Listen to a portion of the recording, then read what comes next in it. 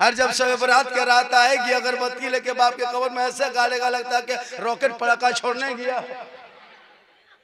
पढ़ने का तो ढंग है नहीं, कुरान तो पढ़ते नहीं, घर में कभी बैठते नहीं, माँ बाप को कभी देखते नहीं, उलमा से मिलते नहीं, मस्जिद में घुसते नहीं। अब कहते मौलाना इस्लाम खतरे में है। खतरे में इस्लाम नहीं, खतरे में तुम हो। बोली सुन्नी लोग, ये बरेली लोग हलवा पकाता है। हलवा कौन किताब में? हम बोले हलवा किताब में नहीं, हलवा कड़ाही में रहता है। बोले हम लोग हलवा किताब में खोजते हैं। हम बोले हम लोग कड़ाही में ढक के रखते हैं।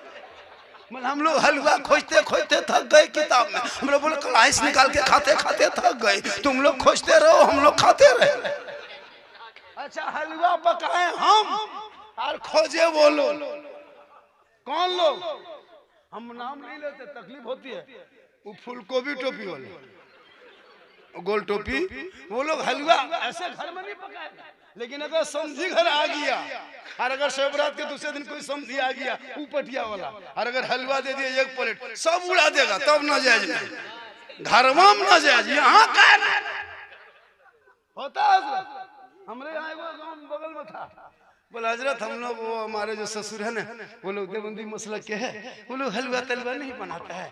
दूसरे दिन मेरा ससुर आया, इतना दिए, बोला बेटी थोड़ा 1.5 किलो एकदम उड़ा दिया।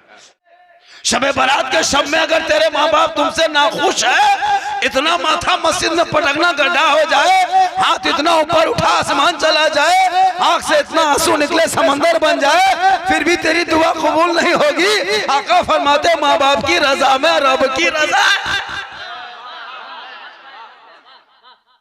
ये कौम तो इतनी भोली भाली है, शबे बारात में भी फातिहा करने की शक्ति नहीं। इमाम के पीछे दौड़ेगा। इमाम पागल क्यों हो जाता है? 150-200 घर है, अरे वो इमाम सूजी हलवा जटर मटर बटर पूरी बना के रख लिया और इमाम को खोज रहा है। अब बच्चों सब देख रहा है कि हम भी खाएंगे। ना मौलवी साहब खाना दीजिए तब खाएंगे। सूजी देखते बहुत बच्चा सो जाता। इतने घर में आदमी है, घर मकान बढ़िया है, तो 3 को कुल शरीफ पढ़ने के लायक नहीं। पता है किसी घर में हम सब 8 बजे रात पहुंचते हैं, तब तक सूजी ढकल, पैटकवा सिकवा रखल, इमाम का परा गौरव होता है। ऐसा है। अगर घर घर में फातिहा क्या नहीं कर सकते क्या जी? लेकिन उस लायक रहोगे तब ना। बेटा जब पढ़ने उम्र में तब तो मोबाइल चला रहा।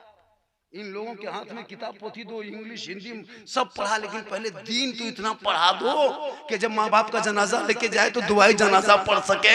50 साल से जनाजा पढ़ते हो, अब तक दुआई जनाजा तो पढ़ने के लायक नहीं बना। 50 साल से ईदगाह जा रहे हो, अभी तक आपको दुआ क्या कहते हैं, मिट्टी देने